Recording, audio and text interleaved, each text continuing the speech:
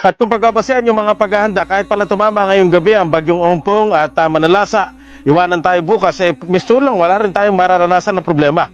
Ang sabi ng NDRRMC, ready na lahat ng responders at preposition na din lahat ng relief packages na inihanda ng TSWD para sa mga maapektuhan. Kahit yung DOTR, papagamit yung mga pasilidad ng mga pantalan para sa mga mai-stranded na pasahero. At ang DFA naman tutulong din sa mga OFW na maiipit sa kanilang biyahe tulad daw ng tulong at aksyon na binigay nila nung magkaberya ang Xiamen Airlines.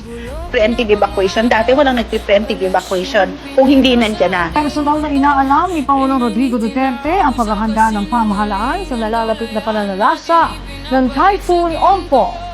Isang statement mula sa United Nations Office for the Coordination of Humanitarian Affairs, buhay ang nasagip, bunsod ng mga aksyon ng gobyerno na sinuportahan ng iba't ibang sangay ng lipunan.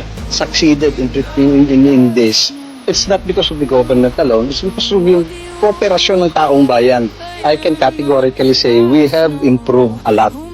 Dagdag pa ng NDRRMC, sa ipinamamalas ng Pilipinas na kahandaan sa sakuna, nagiging modelo na raw tayo sa ibang bansa. I already received calls, like for example yung ASEAN Humanitarian Action Center, nagpa-congratulate on how we are doing these things.